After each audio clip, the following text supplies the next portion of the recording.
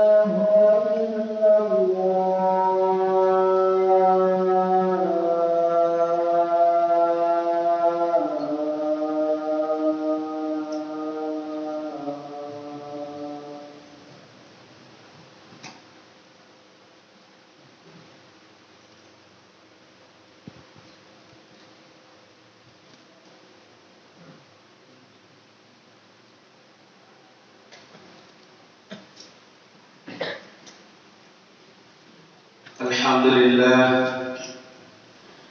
لله الذي جعل شهر رمضان شهرا مبارك الذي أنزل فيه القرآن هدى للناس وبينات من الهدى والفرقان. أشهد أن لا إله إلا الله وحده لا شريك له وأشهد أن محمدا عبده ورسوله. اللهم فصل وسلم على هذا النبي الكريم وعلى آله وصحبه أجمعين. أما بعد، فيا عباد الله، إني أوصيكم وإياي بتقوى الله وطاعته، وأحثكم على طاعة الله وطاعة رسوله، فقد فاز المتقون. قال الله تعالى في القرآن الكريم: أعوذ بالله من الشيطان الرجيم. في الدنيا والآخرة ويسألونك عن اليتامى قل إصلاح لهم خير وإن تخالطوهم فإخوانكم والله يعلم المفسد من المصلح ولو شاء الله لأعنتكم إن الله عزيز حكيم. صدق الله العظيم. Ma'asyiral muslimin, sekalian jemaah yang dimuliakan Allah. Pertama sekali kita bersyukur kepada Allah Subhanahu wa taala atas limpahan nikmat karunia-Nya kepada kita bersama, sehingga di siang hari ini kita masih sehat walafiat. Sejak bangun pagi sampai detik ini sudah banyak kegiatan yang kita lakukan. Bahkan kita mampu mengalahkan kesibukan kita. Kita sengaja datang ke masjid ini dalam rangka niat dan motivasi yang sama, yakni memenuhi panggilan Allah melaksanakan salat fardu Jumat. Salawat salam Rasulullah sallallahu alaihi wasallam dengan antara kata Allahumma shalli ala Muhammad wa ala ali Muhammad. Bapak-bapak, saudaraku yang dimuliakan Allah, tanpa terasa baik kita hari ini sudah menjalani puasa yang ke-17. Sudah habis di penghujung 20, sehingga Ramadan sehingga untuk hari raya Idul Fitri semakin dekat. Maka pada kesempatan ini ingin kita menyampaikan sebagai judul khutbah kita, menyantuni anak yatim. Bapak saudaraku yang dimuliakan Allah, di dalam Al-Quran disebutkan 23 kali berulang-ulang persoalan masalah anak yatim. Di akhir Ramadan ini mesti menjadi sosok perhatian kita bersama. Mesti kita perhatikan dan kita harus penuh dengan sosok yang harus kita kasihani dan juga mesti kita pelihara. Allah saja sebut dalam Al-Quran, di awal tadi disampaikan surat Al-Baqarah 220. Allah menyampaikan fid dunya wal akhirah, tentang dunia dan akhirat. Wa yas'alunaka 'anil yatama, mereka bertanya tentang anak yatim. Qul islahun lahum khair, katakanlah hai Muhammad, memperbaiki keadaan mereka adalah lebih baik. Mulai hari ini sudah dapat kita rasakan, bagi yang punya ayah dan ibu, anak-anak itu sudah mulai bergembira. Semakin dekat Lebaran semakin berbahagia, karena baju dan belanja sudah disediakan orang tuanya. Sementara untuk anak yatim, mereka mengharapkan dari siapa? Mereka masih menimbulkan kegelisahan, apakah ikut Lebaran tahun ini atau tidak. Kita khawatir apa yang Allah sebut dalam surat Al-Fajr, kalla bal la tukrimuna al-yatim. Sekali-kali sebenarnya kamu tidak memuliakan anak yatim. Lalu didukung ayat lagi surah Al-Ma'un 1 dan 2 yang kita hafal. Tapi aplikasinya bagaimana? Allah menyampaikan, ara'aita alladhi yukadzibu bid-din fadzalika alladhi yad'ul yatim. Tahukah kamu orang-orang yang mendustakan agama? Merekalah yang menghardik anak yatim. Bapak saudara yang dimuliakan Allah, muncul persoalan. Semua yang hadir mungkin merasa anak yatim karena sudah meninggal ayah dan ibunya sekian tahun yang lalu. Tentu kita merujuk kepada Al-Quran dan hadis, terutama pemahaman ulama fikih. Mahwal yatim, apakah yang disebut dengan yatim? Setidaknya boleh dibuka dalam Al-Quran, paling mudah tafsir Jalalain oleh As-Suyuti menyampaikan, al-yatim, siapakah yatim itu? Man mata abuhu qabla bulughihim, seseorang yang meninggal ayahnya sebelum dia balik dewasa. Bapak saudaraku sudah punya janggut, sudah tua, maka tidak disebut dengan anak yatim. Yang disebut anak yatim itu adalah yang meninggal ayahnya sebelum dia balik. Masing-masing kita punya perbedaan masa baliknya. Ada yang cepat, ada yang lambat. Tapi ulama fikih secara konteks keindonesiaan, di Indonesia itu umur balik maksimal itu 15 tahun. Kalau sudah lewat 15 tahun, maka itu tidak disebut balik lagi. Ada yang 9, 10 sampai 15. Maka definisi ini penting bagi kita agar tidak salah kaprah. Karena ada yang merasa di sini anak yatim, mahasiswa pun anak yatim. Maka perlu konteksnya, siapakah yang patut kita pelihara, kita perhatikan, dan juga kita berikan kasih sayang khusus kepada mereka. Itulah mereka yang sudah meninggal ayahnya sebelum mereka berusia 15 tahun maksimal. Bapak saudaraku yang dimuliakan Allah, maka ada hal yang menarik di bulan Ramadan ini. Rata-rata pengurus masjid dan musola, ya, pengurus masjid dan musola mengayomi, menyantuni anak yatim itu kita perhatikan hanya di bulan Ramadan saja. Hanya di bulan Ramadan saja. Di luar Ramadan, siapakah bapak mereka? Siapakah yang menyayangi mereka? Siapakah yang mengasihi mereka?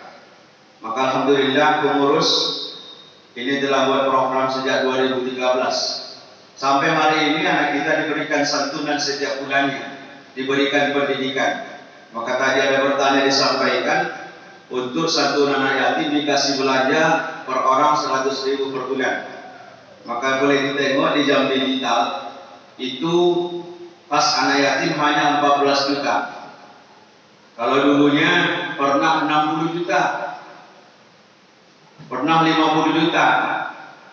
Maka dengan pemikiran yang baru, pembaharuan, orang yang berinfak itu bersedekah untuk anak yatim ingin langsung ditunaikan.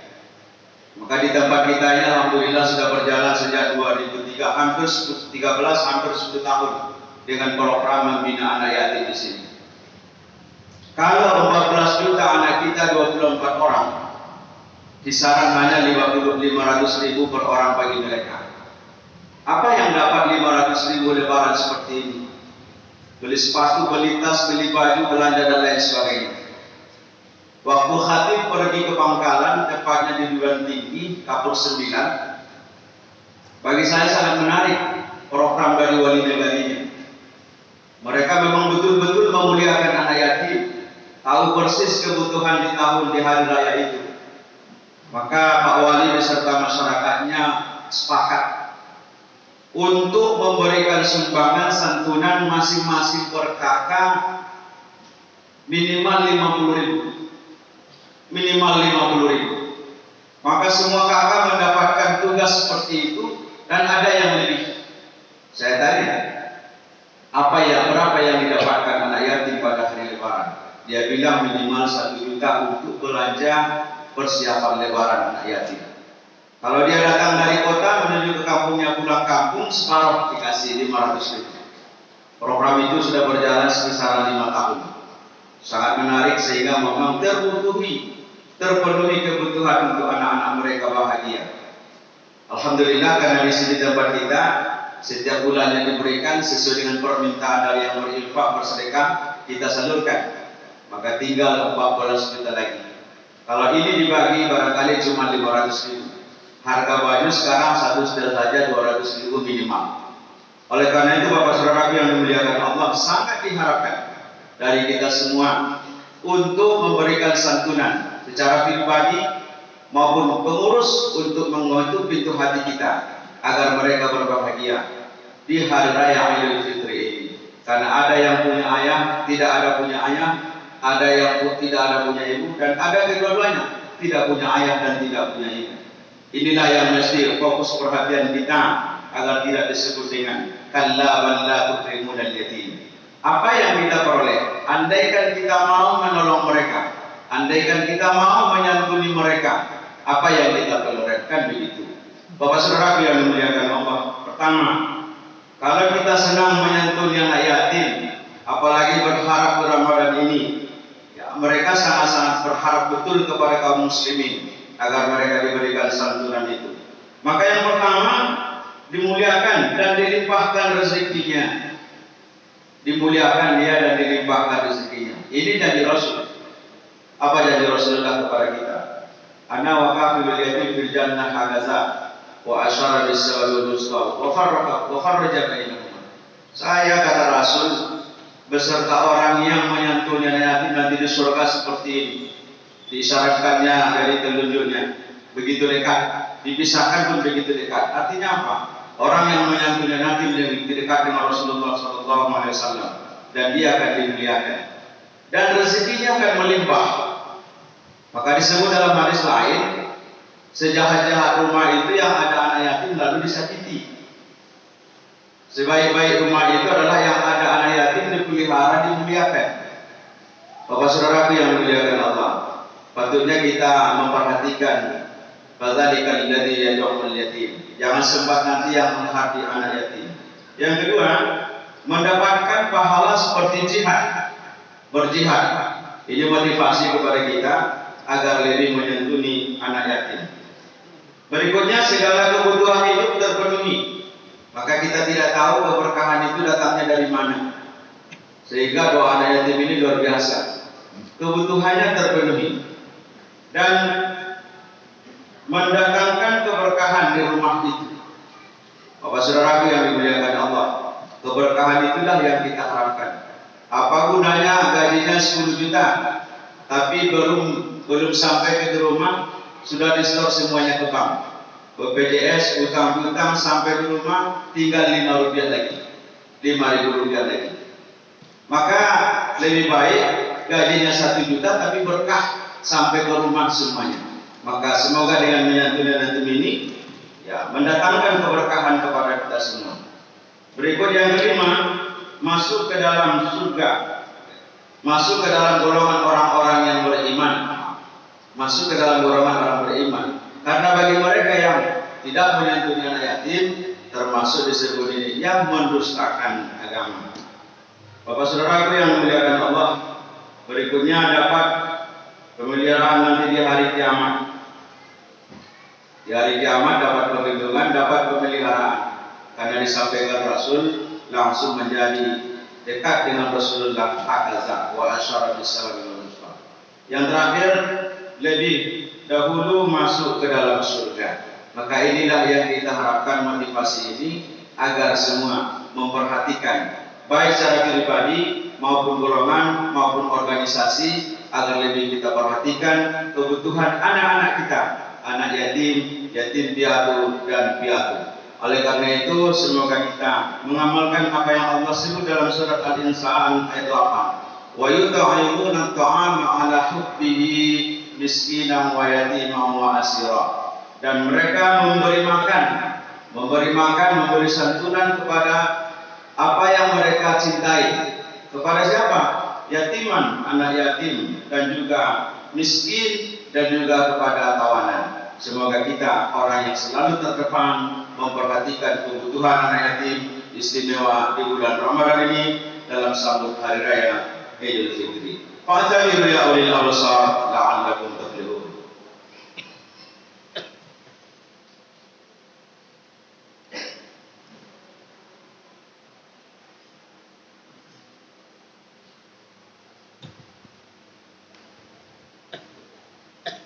Alhamdulillah, الحمد لله الذي هدانا لهذا وما كنا لنهتدي لولا أن هدانا الله أشهد أن لا إله إلا الله وحده لا شريك له وأشهد أن محمدا عبده ورسوله اللهم صل وسلم على هذا النبي الكريم وعلى آله وصحبه أجمعين أما بعد فيا عباد الله إني أوصيكم وإياي بتقوى الله وطاعته وأحثكم على طاعة الله وطاعة رسوله فقد فاز المتقون قال الله تعالى في القرآن الكريم أعوذ بالله من الشيطان الرجيم والعصر إن الإنسان لفي خسر إلا الذين آمنوا وعملوا الصالحات وتواصوا بالحق وتواصوا بالصبر إن الله وملائكته يصلون على النبي يا أيها الذين آمنوا صلوا عليه وسلموا تسليما اللهم صل على محمد وعلى آل محمد كما صليت على إبراهيم وعلى آل إبراهيم